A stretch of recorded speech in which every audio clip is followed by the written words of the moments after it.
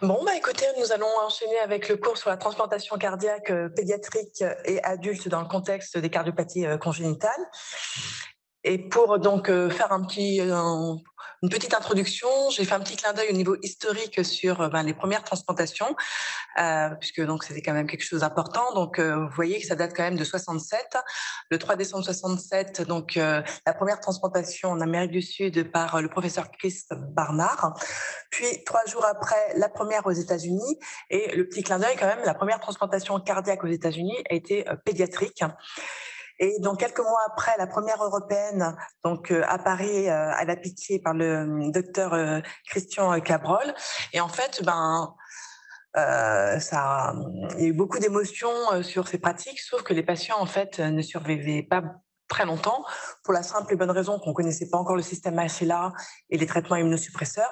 Donc il a fallu attendre les années 80 en fait qu'on a découvert la cyclosporine, et avec une efficacité vraiment importante au niveau immunosuppression en diminuant le risque de rejet, que ça a vraiment pris un essor. Et pour la première transplantation cardiaque en France, pédiatrique, donc voilà, il a fallu attendre un petit peu quand même en 87 à la l'ANEC sur un petit qui avait un hypo-VG. Donc actuellement, la transplantation cardiaque, c'est troquer une maladie mortelle ou très invalidante contre une maladie chronique à vie avec une bonne qualité de vie. Qu'est-ce que c'est ces maladies mortelles ou très invalidantes? Avec des insuffisances cardiaques graves, avec un pronostic cardiaque euh, engagé pour l'enfant, ou des cardiopathies donc sans correction chirurgicale possible, ayant donc un effet sur le pronostic. Et comme vous l'a dit donc Nadir précédemment, malheureusement on a une pénurie de greffons actuellement donc en France, avec des périodes d'attente qui sont longues, avec donc des risques de décès sur liste d'attente, la nécessité en fait de développer des stratégies qui vont permettre cette attente prolongée, et notamment donc soit des cures répétées donc d'inotrope ou de lévosimondan comme il vous l'a montré, ou avoir recours à l'assistance circulatoire type ECMO ou au Berlinart avec les LVAD ou les VAD ou biventriculaires. Et l'avantage notamment du Berlinart par rapport aux ECMO, c'est qu'on va pouvoir désédater l'enfant, le réveiller, le réhabiliter, et parallèlement donc améliorer ses fonctions donc organiques des organes qui ont été défaillants, que ce soit le foie et le rein. Donc ce qu'on ne peut pas forcément avoir avec l'assistance circulatoire type ECMO, qui reste quand même limitée dans le temps, où là l'enfant, surtout si c'est donc une cannulation centrale, il doit rester sédaté et donc avec des difficultés de réhabilitation. Sur cette diapositive, en fait, c'était pour vous montrer, c'était pour illustrer cette pénurie de greffons. En fait, on a un greffon pour 2 receveurs. Donc, et puis bon, alors ça, c'est une manière globale, ça prend et la pédiatrie et l'adulte. Et effectivement, en fonction en fait du poids, de l'âge, ça peut être des durées d'attente qui sont donc plus longues. La particularité dans notre pratique, dans le contexte de la cardiopathie congénitale, c'est qu'on va avoir un panel de patients très varié, du nouveau-né à l'adulte, avec donc des cardiopathies, des malformations qui sont très variables, avec une prise en charge périopératoire qui sera complexe en fonction de l'histoire du patient et de ses antécédents chirurgicaux. On pourra avoir des rédux, des tridux, des voies d'abord vasculaires qui sont endommagées, que ce soit artérielles ou veineuses, et tout ça donc rajoute en fait de la difficulté à la prise en charge du patient. Et il faut aussi prendre en compte l'âge, le poids, et chose sur lequel je me permets d'assister, c'est que bon, certes on a le poids et la taille, mais on a le type de cardiopathie. Vous imaginez bien qu'un enfant qui a une cardiopathie dilatée au niveau du thorax par rapport à une myoque restrictive, je n'aurai pas le même choix pour le greffon. Je vais pouvoir voir plus grand quand c'est une dilatée avec une large place au niveau du médiastin, alors que si c'est une cardiopathie restrictive, je serai plus restreinte et plus limitée. Et là, je devrais vraiment faire attention au poids, à la taille chez ces enfants. Donc, au niveau de l'évaluation et cette particularité, alors on évite tout le temps de faire des scanners quand même aux enfants parce que ça les irradie, mais l'échographie est hyper importante, et notamment les dimensions au niveau donc de l'échographie. Donc moi avec l'équipe ici, donc ils mettent plein de volumes et tout, mais en fait moi les volumes ça me parle pas pour choisir le greffon. Il me faut la dimension télédiastolique du VD et la dimension télédiastolique du VG pour pouvoir après au mieux choisir le donneur pour que ça puisse rentrer. et qu'on ne sorte pas thorax ouverte et qu'on puisse pas avoir de difficultés à ce niveau-là. Donc, en France, actuellement, il y a 6 centres qui ont donc l'autorisation au niveau de l'Agence de la biomédecine à effectuer des transplantations cardiaques pédiatriques. Mais en tout, au niveau du territoire, il y a eu en 2021, je crois que je vous ai mis les chiffres, non, 2022, il y a eu 13 centres qui ont pu réaliser des greffes chez les patients de moins de 18 ans, 6 chez on va dire les officiels, et puis 7 hors centre reconnu par l'Agence de la biomédecine, mais la plupart de ces transplantations cardiaques pédiatriques, donc 69%, ont été faites sur les centres habilités. Là, sur cette diapositive, vous avez tous les centres autorisés et habilités à faire de la transplantation cardiaque pédiatrique. Et donc, vous voyez que historiquement, c'est quand même Necker qui fait le plus de transplantations des moins de 18 ans. Et écoute, Bordeaux, on n'est pas très loin, donc on est assez fiers de nous. Là, la carte géographique en fait des centres autorisés par l'Agence de la biomédecine, et on voit quand même que le territoire est assez bien couvert. Peut-être un petit défaut au niveau du centre de la France.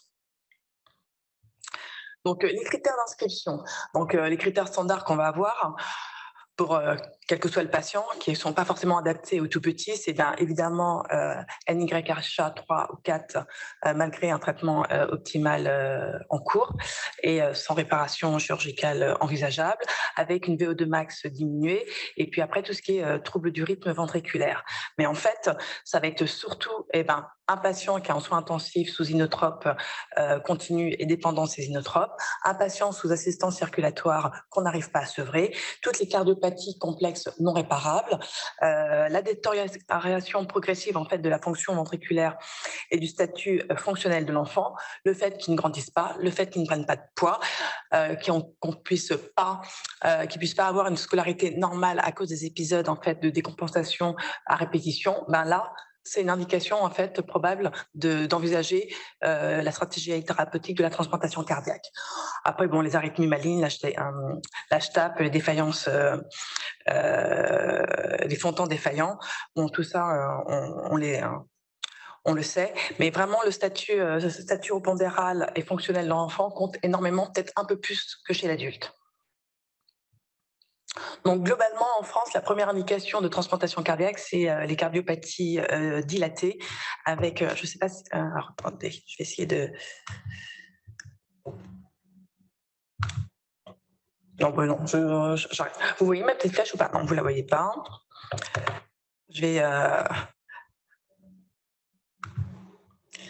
Donc là, vous avez les cardiopathies dilatées pour 47% en 2021. Ensuite, il y a un peu les hypertrophiques et les malformations cardiaques.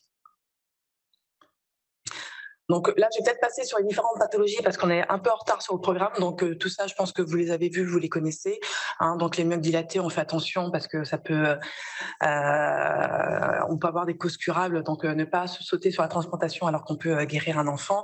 Les indications, ça va être le retentissement saturo-pondéral, les nombres d'épisodes de décompensation et l'état de patient entre deux hospices. Les cardiopathies restrictives comme les hypertrophiques sont des maladies qui sont assez difficiles de traitement médicaux et avec des patients en fait qui vont s'adapter à la symptomatologie, qui vont pas forcément se ressentir comme insuffisant cardiaque et ça va être difficile pour les parents ou pour les patients un peu adultes de leur dire qu'en fait que l'indication y est, et cette indication sera les poussées d'insuffisance cardiaque droite avec de l'acide, de l'HTAP post-cap avant qu'elle devienne irréversible. Et pour les cardiopathies hypertrophiques, dès qu'on a des rythmes ventriculaires, il faut vraiment accélérer les choses. Donc, sur cette diapositive, vous avez la liste des cardiopathies congénitales qui peuvent aboutir à une transplantation.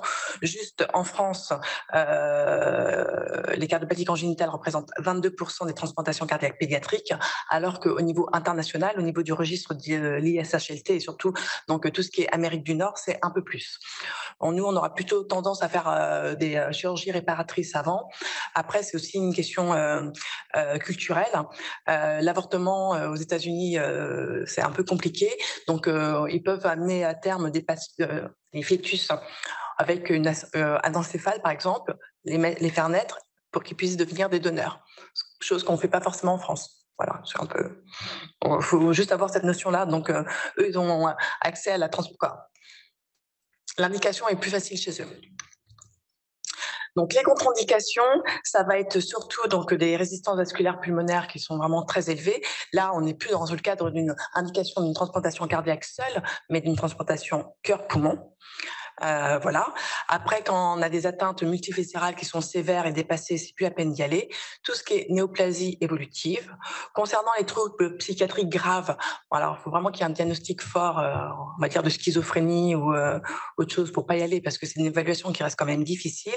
En revanche, ce qui est important, c'est le rôle de l'équipe médicale et des services donc de nos assistantes sociales, c'est surtout voir le contexte social pour pouvoir bien préparer le après-greffe. Donc s'assurer que au niveau des couvertures sociales, ça va bien, que les patients et les parents, on les aide justifiés pour pouvoir en fait au mieux les soutenir.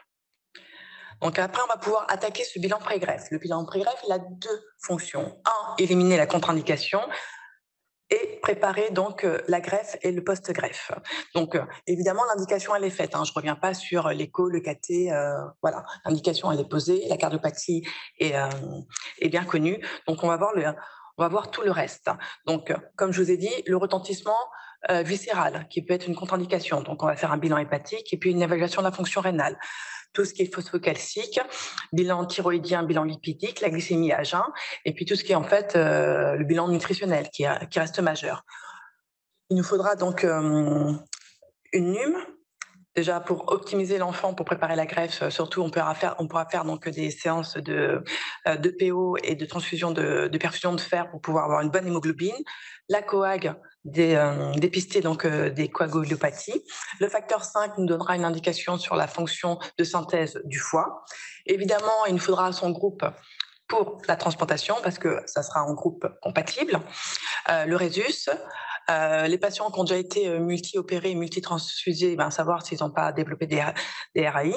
Le typage HLA est essentiel. Alors là, la chose, on va dire, la plus importante avant même de s'engager fortement dans le projet de transplantation, c'est de rechercher les anticorps anti-HLA. Chez un enfant qui a été multi-opéré, multi-transfusé, on peut être amené en fait à ne pas l'inscrire parce qu'en fait le patient est trop immunisé, il est tellement immunisé qu'après donc on a la possibilité avec l'équipe d'immuno de calculer le taux global d'incompatibilité avec la population française. Et là actuellement donc j'ai une petite, elle est à 98% d'incompatibilité. Donc ça veut dire que lui trouver un greffon, ça va être très compliqué. Donc après, il y a d'autres stratégies de désimmunisation, mais ça sera en fonction de l'âge et du poids, puisque après on part dans des programmes de plasmaphérèse, d'immunoabsorption. Donc si le petit loulou il fait 2 kilos, vous imaginez bien qu'on ne va pas lui faire des programmes de désimmunisation aussi lourds, puisque c'est 3 fois par semaine, puis après 2 fois par semaine, c'est-à-dire que le patient, je dois le laisser endormi, sédaté, et il va se dégrader. Donc on peut être amené donc à récuser des patients sur ça. Donc les sérologies virales exhaustives, pour pouvoir donc connaître son statut sérologique et puis préparer aussi, voir ce qu'on doit faire comme rappel au niveau vaccinal. On le vaccinera, lui, la fratrie et les parents, sachant qu'il y a certains vaccins qui seront contre-indiqués en post-greffe parce qu'ils sont des vaccins vivants atténués, donc l'aurore et tout ce qui est varicelle. Donc on essaie de faire le maximum de choses avant pour pouvoir donc préparer au mieux le après. Donc on fera pour chercher les foyers infectieux profonds et les néoplasies. Donc certaines équipes feront des scanners crâne, thorax, abdomen pelvien, ou sinon des échographies. Il y aura une recherche des foyers infectieux systématique avec un ORL et un dentiste avec panoramique dentaire pour pouvoir le mettre le plus clean possible avant donc de le transplanter. Et pour donc les parents et puis les ados, une consultation avec la psychologue pour pouvoir après les aider sur le plan psychologique. Donc là, sur les courbes suivantes, je vais aller vite. Donc c'était pour vous montrer les survies. Donc juste là, vous voyez que la courbe verte, les 3-5 ans, c'est ceux qui meurent le plus, on va dire, en post-greffe immédiat, parce que souvent, à cette tranche d'âge, c'est les cardiopathies congénitales qui ont déjà été opérées. Et donc la chirurgie est plus complexe, il y a plus de complications. Ensuite, Notez aussi que les ados, les 11-17 ans, ont la moins bonne survie, puisqu'en fait, il y a toute la crise d'adolescence avec la rupture de soins et la rébellion totale où ces jeunes enfants ne veulent plus prendre le traitement, donc avec des risques de rejet. On voit quand même qu'avec le temps, là, vous avez les évolutions de la courbe de survie en fonction donc du temps, et on voit que quand même on s'améliore, que c'est quelque chose qui quand même vaut la peine, parce que quand même là, vous voyez qu'à 1 an, on a 93% de survie en post-transplantation. Ça, les chiffres globaux, quel que soit l'âge. Donc sur ces diapositives, c'était un focus un peu au niveau international où les indications ont changé avec le temps. Ben là, c'est surtout donc au niveau de l'ISHLT, c'est vraiment tout ce qui est Amérique du Nord, et on voit que les cardiopathies congénitales étaient fortement transplantées au début pour pour les causes que je vous ai dit. Ils avaient moins tendance à faire des réparations, et en fait, c'est en train de basculer, de se rapprocher plus du modèle européen. Ici, donc, petite note sur la durée d'attente et la nécessité quand même souvent d'avoir recours à l'ECMO et au Berlin-Hart. Et d'ailleurs, on le voit donc au niveau du temps, les pratiques ont changé, puisque donc vous voyez que entre 2000 et 2004, donc évidemment, on essaye quand même de transplanter le maximum d'enfants non assistés, hein, que ce soit ECMO ou Berlin-Hart. Et on voit que dans la période 2000-2004, il y a quand même beaucoup qui étaient sous ECMO, et avec une tendance qui augmente en fait pour l'assistance de longue durée. Pour les raisons que je vous ai déjà expliquées, on peut réveiller l'enfant, on peut le réhabiliter, il sera dans de meilleures conditions en fait pour la transplantation comparé à un enfant qui est sous assistance circulatoire sédaté, ventilé, immobile. Donc là, c'était les courbes de survie au niveau international. Donc je passe. Là, pareil, vous voyez que la survie des cardiopathies congénitales comparée aux cardiopathies dilatées n'est pas la même, toujours parce que c'est des chirurgies qui sont plus compliquées avec des patients qui sont rédux, avec des abords vasculaires qui sont déjà donc altérés, des patients qui vont saigner plus avec des chocs hémorragiques, donc une survie en fait au début qui est plus importante. Il en est de même en fait aussi avec les retransplantations, puisque c'est des patients pareils qui ont déjà bénéficié d'une chirurgie cardiaque. En plus, souvent, s'ils ont fait une retransplantation, c'est qu'ils ont eu un rejet avec des taux d'anticorps qui sont plus élevés, ce qui explique en fait le décrochage vers la fin, où en fait ils font de nouveau du rejet et ils décèdent. Sur cette diapositive, vous voyez donc là on comparait en fait la survie des patients qui ont été transplantés cardiaques sans aucune assistance, avec ceux qui étaient sous Berlin-Hart ou ceux qui ont été sous ECMO. Et vous voyez que l'ECMO, quand même, reste un facteur très péjoratif pour la survie du patient. Et là, hein, du point de vue international, on s'est tous améliorés dans la prise en charge de nos patients. Donc, il va falloir manager les patients, donc optimiser le traitement de l'insuffisance cardiaque avec des titrations. On le sait tous, hein, on monte un petit peu, on baisse un petit peu, un peu de sel, un peu de poivre, histoire d'équilibrer les choses avec les diurétiques.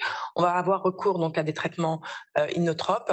Et comme Nadir vous l'a dit, chez certains patients, en fait, on faisait des cures répétées de lévocimendant pour repousser au plus tard l'implantation soit d'une berline ou soit d'une ECMO en catastrophe, avec un monitorage très serré en fait du NT et du BNP en fait.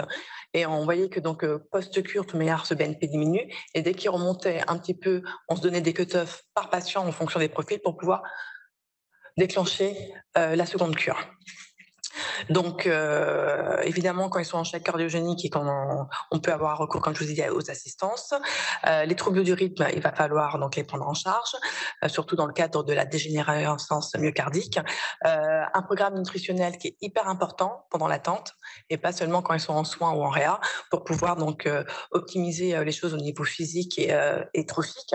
Ça va donc permettre au patient donc de pouvoir se réhabiliter s'il est bien nutri, de gagner en masse musculaire ou au moins ne pas en perdre, pour avoir donc un post-op qui sera amélioré avec des temps de ventilation aussi qui seront raccourcis. Et après, toute la gestion en fait pendant l'attente des patients ados et parents sur la charge psychologique. Donc, au niveau préopératoire, il faudrait en fait garder le patient le plus équilibré possible. On sait qu'il y a une altération de sa fonction contractile avec une diminution donc de la force et des vitesses de raccourcissement. Avoir en tête les données du cathétérisme cardiaque droit avec donc les résistances vasculaires pulmonaires qui doivent être surveillées chez ces patients pour être sûr de ne pas basculer donc du côté obscur avec une HTAP post-capillaire qui serait irréversible. Et là, on change d'indication. C'est plus du cœur seul, mais c'est du cœur-poumon.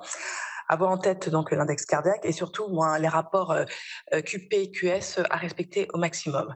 Évidemment, on surveille de très près les autres organes, donc l'anatrémie qui est quand même un facteur important de corrélation de l'importance de l'insuffisance cardiaque, la fonction rénale et la fonction hépatique. Je voulais juste vous faire un focus. Est-ce que vous connaissez le score d'attribution des greffons cardiaques? Ça vous parle ou pas? Donc on va en parler. Donc depuis le début 2018, en fait, on a un score d'attribution des greffons au niveau national.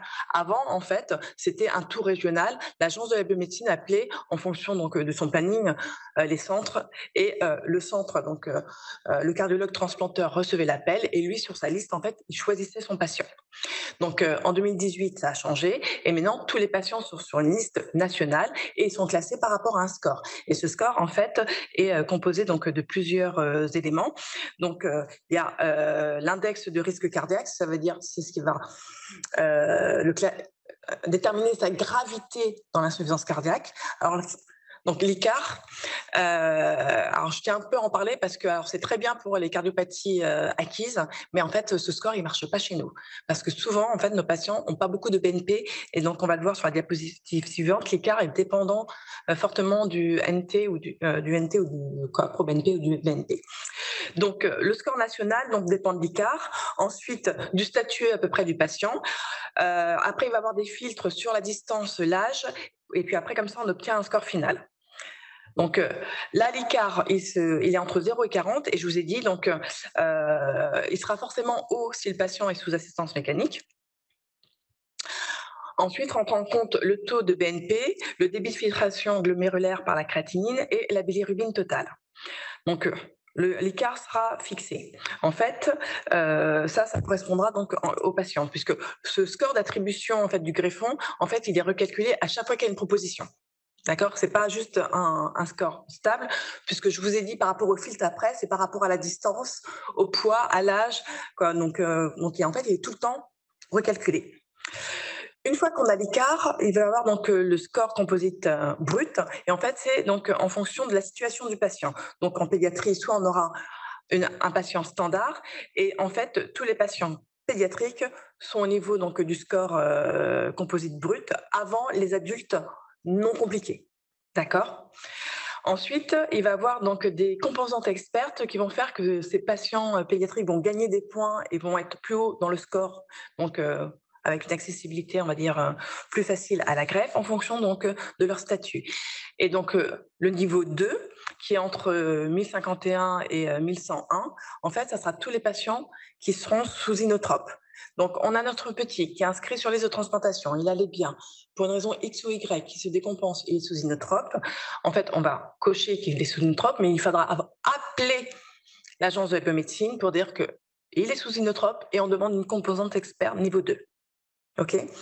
Ensuite, donc, on peut avoir plus de points sur les patients qui sont sous ECMO, compliqués ou pas compliqués, les patients qui sont sous Berliner Heart, compliqués ou non compliqués, et après les patients qui ont des malformations telles qu'ils ne peuvent pas bénéficier d'une assistance de longue durée et qu'on veut absolument éviter cette catastrophe parce qu'ils ne sont pas assistables.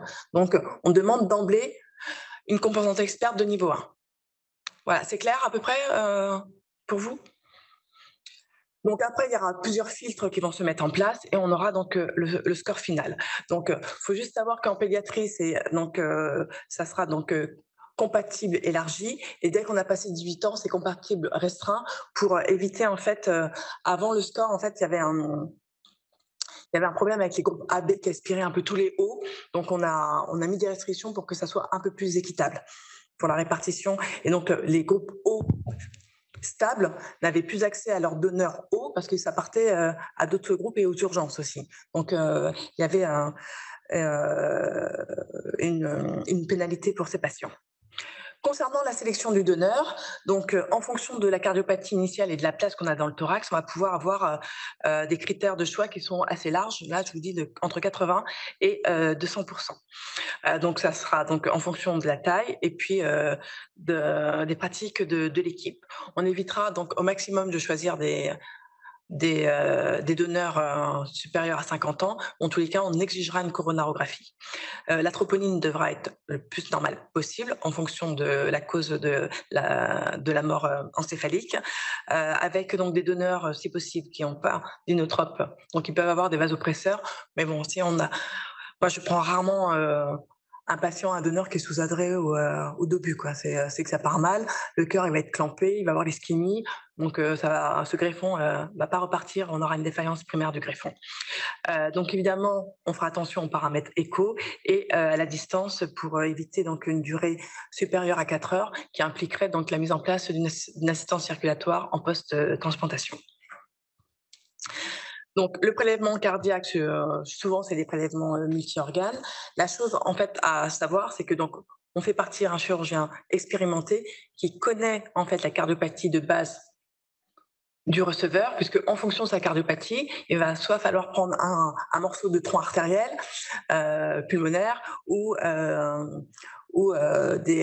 exemple pour les fontants, un peu plus de veine cave que normalement pour la réparation, et on va peut-être rentrer en conflit avec l'équipe foie qui, elle, voudra aussi un peu de veine cave. Donc voilà, pour le prélèvement multi-organes, vraiment savoir ce dont on a besoin pour s'adapter au mieux au receveur. Donc la physiopathologie du cœur transplanté, c'est un cœur qui est altéré. Donc il est dénervé, donc tout ce qui sera les mécanismes de régulation liés au système nerveux autonome seront non fonctionnels. Un cœur qui répondra pas forcément à l'atropine ou aux anticholinergiques.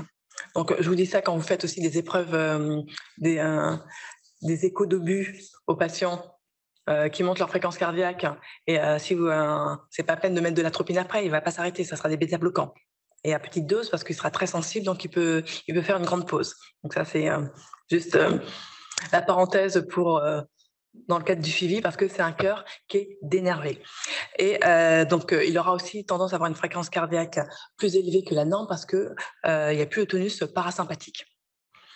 Il a été altéré, par l'orage catécholinergique lors du passage en mort encéphalique. Donc là, il y a une crachée d'adrénaline. Ce greffon, donc, il va être tachycarde, il va être tout affolé. Il va augmenter sa consommation en oxygène par cette décharge d'adrénaline, avec des risques d'ischémie myocardique. Ce qui ne va pas nous arranger, puisque après, il va être clampé, mis dans une petite boîte et avec un temps d'ischémie également.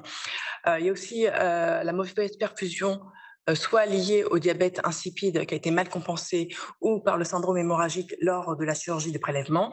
Et puis après, tout ce qui est protection myocardique ou une durée ischémique qui est trop longue, tout ça, ça va altérer la qualité du greffon.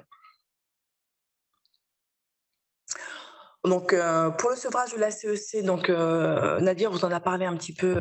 Donc, on aura un cœur qui sera forcément un petit peu altéré. Il faudra vraiment bien l'évaluer. Et il y a une place importante de l'ETO. L'ETO permettra de voir la qualité du débulage, voir les sutures et voir en fait au moment du sevrage de la CEC comment réagit le greffon cardiaque. Alors évidemment, le thorax est ouvert, hein, donc on a une vue sur le greffon, mais on ne peut pas se passer de TO. Et puis des pressions telles que la PVC, la POG, avec les pressions pulmonaires. Donc si on a une défaillance biventriculaire, on mettra une assistance OD aorte. Alors c'est vrai que nous, la particularité à Bordeaux, c'est comme vous l'avez dit tout à l'heure, Nadir, c'est que comme il y aura une canule dans l'OD et une canule dans l'OG, en fait, on va pouvoir faire des sevrages séquentiels et progressifs et voir vraiment quel est le côté qui est atteint. Si c'est une défaillance monodroite, on mettra une assistance OD AP. Si c'est gauche, on fera OG aorte. Et pas forcément, moins on a de tuyaux, mieux on se porte. Donc, les complications post-transplantation, donc la première à laquelle il va faire face, c'est la dysfonction primaire du greffon, donc on va revenir dessus. Bon, les inadaptations poids-taille, on les évite au maximum.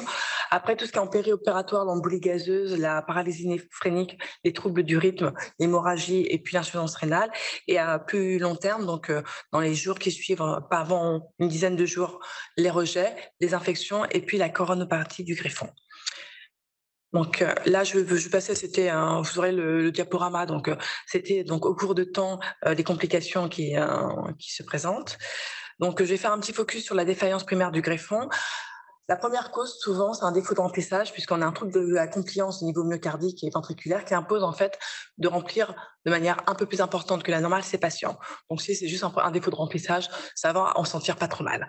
En revanche, ça peut être un défaut de protection myocardique, et là, donc c'est à ce moment-là où on fera donc une CEC un peu plus longue d'assistance pour pouvoir permettre au greffon de récupérer. Puis on commencera à mettre donc, dans les catécholamines à faible dose, donc chorotrope adhéré aux doses dont vous a parlé donc Nadir. Et si on doit trop augmenter, ben là, on switchera directement sur une assistance circulatoire. Après, on peut avoir une défaillance monodroite. Et là, ça peut être en raison d'une embolie gazeuse. Donc là, on va monter les pressions de perfusion coronaire pour pouvoir et attendre pour pouvoir que ça baisse. On peut avoir aussi des patients qui avaient des pressions artérielles pulmonaires élevées. Donc là, on n'hésite pas à mettre du NO. Le NO, il est mis en systématique. Et puis, quitte à l'aider un peu avec donc du lévocimendant. Les troubles du rythme. Donc, au déclampage, on peut avoir une fibrillation ventriculaire. Là, c'est bien, c'est clair, on fera un choc électrique interne.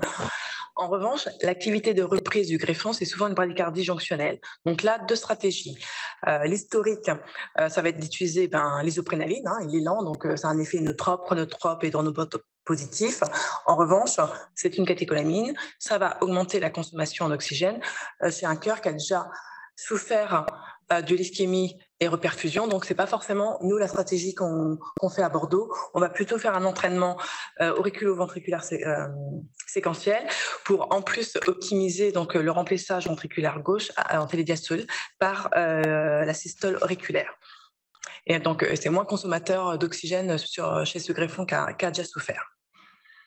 Après, en post-opératoire, on peut être confronté donc au problème hémorragique, soit parce qu'on a un patient qui était sous AVK en préopératoire, donc ça va saigner un petit peu plus, soit parce qu'il a une atteinte de la fonction hépatique avec un facteur 5 effondré, ou parce que c'est une reprise chirurgicale, c'est un rédux, c'est un trédux et ça saigne.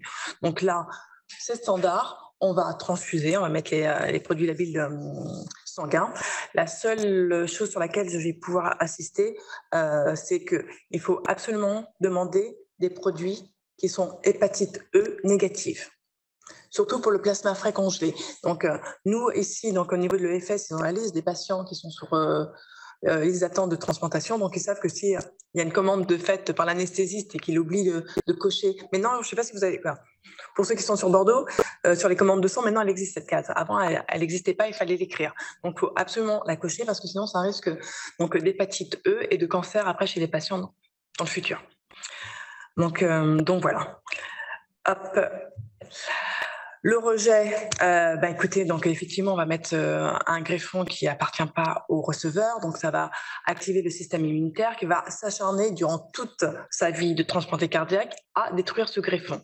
Donc on part sur un traitement immunosuppresseur à vie, et il faut bien l'expliquer aux patients parce qu'ils s'imaginent qu'au bout de quelques temps, ça va pouvoir s'adapter, que la vie sera belle et qu'ils vont pouvoir faire ce qu'ils veulent avec leur traitement. Non, il faut vraiment être très clair sur ça, surtout que donc 14% en fait des rejets graves avec instabilité hémodynamique vont être responsables de décès à hauteur de 9,2%, ce qui n'est pas rien. Donc pour éviter ces rejets, donc on a un protocole d'immunosuppression et on a des molécules qu'on va pouvoir mettre qu'on appelle de l'induction. Donc tous les centres ne font pas d'induction en immunosuppression. Donc là en 2017, c'est les derniers chiffres que j'ai il n'y avait que 10% des greffes qui étaient induites. Et donc, on induit soit par de la thymoglobuline, donc c'est du sérum antilymphocytaire de lapin, ces anticorps-là qui vont attaquer les lymphocytes T, ou soit donc des anticorps monoclonaux des récepteurs donc de l'interleukine 2. Et de toute manière, sera associé les corticoïdes. Ensuite, il faudra entretenir cette immunosuppression, comme je vous l'ai dit, elle est à vie, avec un cocktail d'immunosuppresseurs, les anticalcinurines, cyclosporine, tacrolimus, les corticoïdes. Donc après, en fonction des équipes, surtout en pédiatrie, parce que sinon ça fait des petits gnomes, on va peut-être au bout d'un moment arrêter les corticoïdes. Chez les adultes, on peut les poursuivre, mais bon, c'est quand même pas anodin. Et après, donc des antimétaboliques, soit le mycophénolate ou l'azathioprine pour optimiser le tout.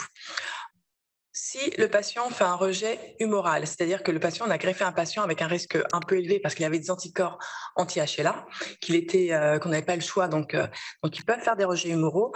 Donc là, du coup, le traitement, comme je vous l'ai dit tout à l'heure, c'est comme pour la désimmunisation, ça sera de la plasmaphérèse ou de l'immunoabsorption associée à du rituximab.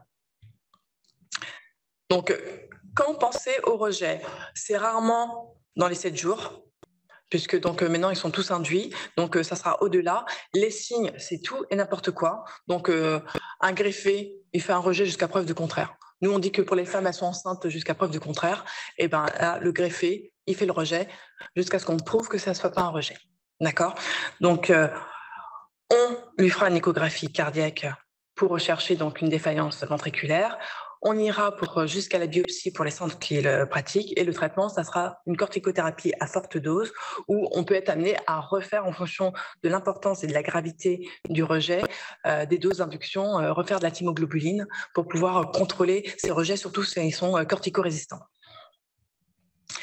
Donc évidemment, on va être confronté aux infections. On va diminuer les défenses immunitaires de nos patients, donc un risque infectieux qui est majoré et qui n'est pas négligeable, d'où des stratégies donc, de prophylaxie qu'on met dès le début. Donc, il y aura une prophylaxie anti-CMV, une décontamination digestive pour le candidat, des prélèvements en systématique avec culture, changement des cathés au moindre doute, et puis évidemment isolement des patients donc en milieu protégé avec le traitement d'air afin de limiter les infections. Donc concernant ces traitements anti-infectieux, donc il y aura une antibprophylaxie péropératoire. Donc en fonction de l'histoire du patient, soit ça sera une céphalosporine de 2e génération parce qu'il n'a pas beaucoup séjourné à l'hôpital. Dès qu'il a un peu traîné et qu'il peut avoir des gènes résistants, on aura recours facilement à la vancomycine. En fonction donc de son statut CMV et du mismatch entre donneur et receveur, il aura donc un traitement par Simévan, surtout si la PCR qu'on surveille devient positive. Et de toute manière, il aura une prophylaxie par Ovalcite qu'on gardera au moins 6 mois. Il y aura la prévention de la pneumocystose par le Bactrim. Et vous savez que le Bactrim a une autre fonction, c'est qu'il protège aussi contre la toxoplasmose. Que la toxoplasmose, c'est un parasite qui est dans les muscles, si vous vous souvenez. Et je vous rappelle que le cœur est un muscle et que si on a un donneur qui est toxo plus, c'est sûr qu'on va transmettre la toxo au receveur, donc le Bactrim en systématique, pareil pendant 6 mois. Donc je vous parlais de la décontamination digestive avec de la fongizone pendant les 3 premiers mois, et puis après si une infection fongique qui se développe et qu'on diagnostique avec nos prélèvements répétés, on aura plusieurs stratégies, soit en utilisant de l'ambisome ou alors le voriconazole, on va un peu éviter parce que ça a des grandes interactions médicamenteuses avec nos immunosuppresseurs, et sinon le triflucan un peu moins. Donc bon, là c'était les courbes de survie. Donc l'insuffisance rénale, on est souvent confronté à cette complication, soit parce que l'enfant était en bas débit, qu'il y avait une altération de la fonction rénale. On utilise des médicaments qui sont néphrotoxiques, la cyclosporine, tout ce qui est anticalcinurine, que ce soit la cyclosporine ou le tacrolimus, sont néphrotoxiques. Sans parler donc des antibiotiques qu'on peut avoir si on rajoute de la vancomycine, si on rajoute de l'amphotericine B et compagnie. Donc tout ça va altérer cette fonction rénale. On peut aller jusqu'à avoir recours à l'épuration extra-rénale. Et en fonction en fait de l'induction qu'on aura mise, si on a eu de la thymoglobuline, on pourra peut-être prolonger un petit peu la période d'induction pour retarder au plus, en fonction de l'altération de la fonction rénale, l'introduction des calcinurines, ou sinon se donner des objectifs moins importants au début pour essayer de moins altérer ce rein.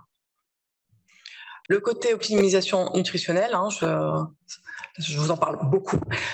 Les besoins vont être augmentés parce que de toute manière, il y a une augmentation du catabolisme en post-opératoire chez nos patients transplantés cardiaques, notamment à cause des corticoïdes. Donc, il faut vraiment faire attention à ça pour pouvoir améliorer et accélérer la cicatrisation et réduire les temps de ventilation mécanique. Ne pas oublier qu'on peut aussi avoir des troubles neurologiques, donc des convulsions. Donc devant les convulsions, il faut penser au PRES syndrome, à l'hypomagnésémie, bon, on peut aussi avoir des atteintes vasculaires cérébrales ou des hypoperfusions, donc chirurgie, donc le monitorage avec les NIRS peuvent nous aider sur ça. Il ne faut pas hésiter à aller faire un scan déjà pour tout ce qui est lésions vasculaires cérébrales et aller jusqu'à l'IRM parce que l'IRM c'est la seule imagerie qui pourra diagnostiquer le PRES parce que si on a un PRES syndrome à la cyclosporine, c'est une contre-indication à vie à remettre de la cyclosporine. Mais on a besoin d'anticalcinurine. Donc là, on switchera sur la tacro. Mais donc voilà, c'est quand même un diagnostic qui est hyper important et qu'il ne faut pas méconnaître. Et après, on peut souvent, en fait, on a des troubles du comportement. Bon, déjà, on a la corticothérapie à forte dose. Donc, ils sont assez agressifs, ils dorment mal et ils sont à fleur de peau. On a souvent des états dépressifs. Donc, on va mettre des anxiolytiques avec un support psychologique avec notre psychologue. Un petit clin d'œil sur la coronaropathie du greffon. Donc là, ça va être des lésions obstructives prolifératives au niveau des parois. C'est très peu accessible à tout ce qui est technique, angioplastie, stent et compagnie. Donc, souvent, le traitement, c'est la retransplantation à long terme. Un facteur favorisant, donc, bon, il y a l'ischémie, reperfusion, les plaques coronaires avant la greffe, blablabla, mais c'est surtout le CMV. En transplantation cardiaque, on déteste le CMV, il a un tropisme pour les coronaires et il nous fait des coronaropathies du greffon, donc on le déteste. Il y a un taux de mortalité qui n'est pas négligeable, vous le verrez sur la diapositive, donc c'est vraiment une hantise et on le recherche systématiquement chez les patients. Les tumeurs malignes. Donc, la première tumeur chez nos patients, ce sont les lymphomes qui peuvent être donc souvent EBV induits. Donc, le traitement, ça sera une réduction de l'immunosuppression, mettre du rituximab et on peut avoir recours à la radiothérapie. C'est quand même une mortalité qui est pas très importante, mais qui est pas négligeable. 2-3% des patients transplantés à 5 ans lors du diagnostic de la maladie lymphoproliférative. Donc, l'accord pour actuellement donc, de patients transplantés cardiaques pédiatriques est de 150 enfants en France. Donc là, vous l'avez à répartition. Et donc, pour conclure, avant de vous laisser déjeuner, les donneurs sont rares. Donc, on a besoin donc pour ça d'établir des stratégies pour permettre d'attendre, que ça soit avec des cures de lévosimodan répétées ou le Berlinart.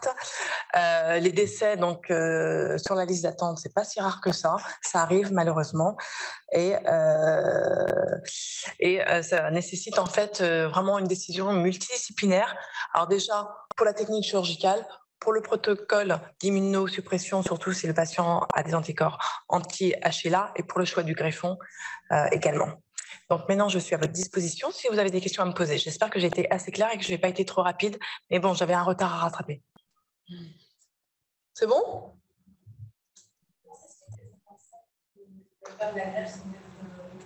Parce que en fait, alors les tout petits, où ça demande une grande technicité, on peut, voilà, c'est plutôt réservé aux 6 centres. Après, quand tu as un gamin de 15 ans qui a une myopie dilatée, qui est près de chez lui, où il y a un centre de chirurgie cardiaque qui fait de l'adulte et pas de la pédiatrie, globalement, ça reste un adulte, ils peuvent l'opérer et voilà. En fait, souvent, ces centres-là font des grands, voilà, des ados. Et ils n'ont pas besoin d'une particularité de la casquette pédiatrique pour faire ça. Un 15 ans, 80 kg, 1m70, voilà. Non, pas du tout. Il n'y a pas de centre en France qui le fait. Il y en a beaucoup aux États-Unis. Après, en rein, c'est beaucoup fait, mais pas en cœur. Voilà. Pas en France, en tous les cas. Mais c'est une technique qui se fait notamment en Amérique du Nord. Mais je ne connais pas de centre en France qui le fasse. Alors, en pédiatrie, on utilise beaucoup la tacro. Alors déjà, la cyclo, ça les rend tout poilus, on a des petits singes, donc on évite. La tacro est quand même un peu plus efficace au niveau par rapport à la cyclosporine. La cyclosporine a une action qui est diminuée sur les lymphocytes T activés que n'a pas la tacro. Donc de première intention, de toute manière, ça sera surtout de la tacro. Voilà. En revanche, on a plus de diabète avec le tacrolimus qu'avec la cyclo. au niveau des effets secondaires des traitements immunosuppresseurs. Voilà. Mais après, c'est vraiment... donc, moi, j'ai eu une petite, en revanche, qui m'a fait un press au prographe que j'ai dû mettre sous cyclosporine. C'est compliqué pour elle. Bon, elle a 10 ans, voilà, mais bon, après, il va falloir qu'on fasse du laser pour ses petits poils, hein, quand même. Ça va pas lui plaire. Donc voilà.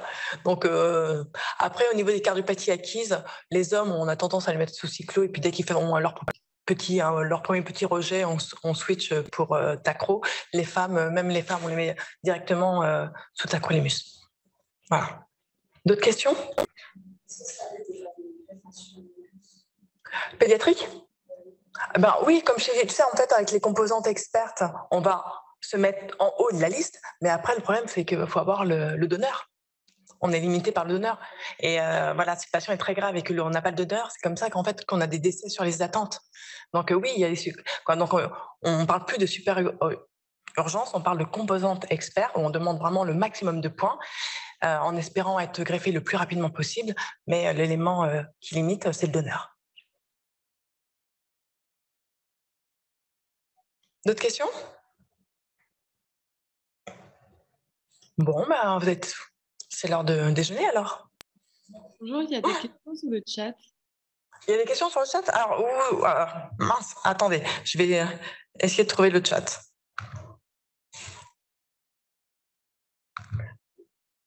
Il est où?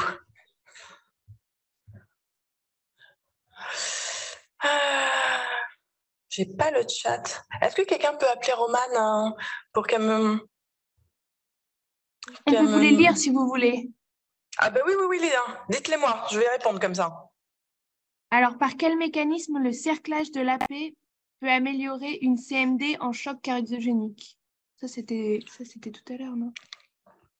Alors ça, c'est les questions pour Nadir. Donc, CMD, cerclage, ben c'est sur l'hyperdébit. C'est sur le septum, voilà. D'autres questions? Ensuite, quelle est la durée de vie d'un greffon transplanté à l'âge pédiatrique en moyenne? Alors, et la question d'après, c'est la survie des greffés à long terme. D'accord. En fait, c'est la même question. Donc, alors, si on élimine, en gros, en moyenne, c'est 12 ans. 12 ans. Après, si on lisse et qu'on prend tous ceux qui ont survécu à la première année, parce que vraiment, c'est la première année qui pose problème, ça va jusqu'à 15 ans. Donc, de survie de greffon.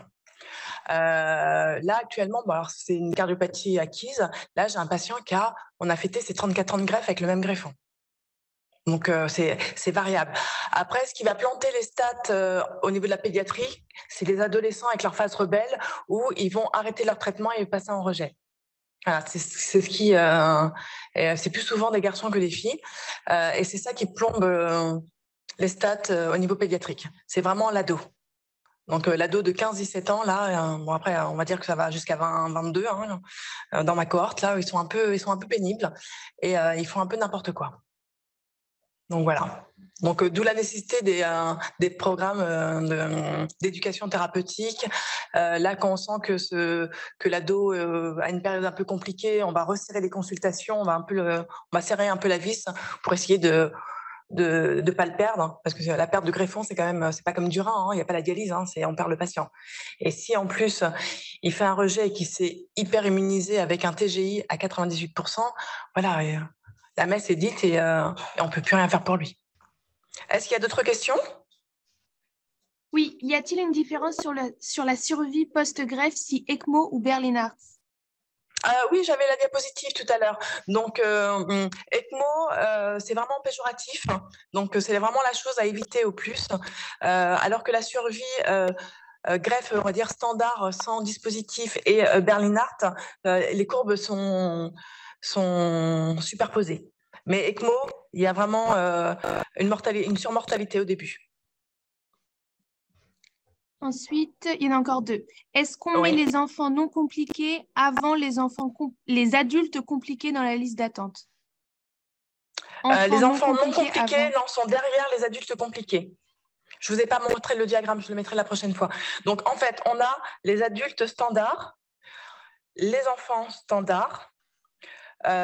Après, on a les adultes compliqués. Et puis, en haut de la liste, niveau 2 ou niveau 1 des enfants. Mais bon, après, j'ai envie de dire, un adulte de 80 kilos qui se complique par rapport à un enfant de 10 kilos, ils ne seront pas en compétition encore. Voilà, mais effectivement, les adultes non compliqués, les adultes compliqués sont avant les enfants compliqués. D'autres questions? Une autre question encore? Oui. Les enfants greffés, est-ce qu'ils ont un surrisque de néoplasie, en particulier les leucémies? Alors, les enfants greffés ont un surrisque de néoplasie et de lymphome, en fait. Voilà, c'est le lymphome qui est vraiment la première pathologie à surveiller. Donc, l'examen clinique en consultation d'un enfant ou même d'un adulte transplanté, alors certes, on est dans l'environnement de la cardiologie, mais il est inconcevable de ne pas vérifier les aires ganglionnaires. Ça doit être systématique. Et c'est sur, j'ai eu un petit loulou greffé à 3 ans, à 5 ans, j'avais une adénopathie. En fait, il m'a fait son lymphome.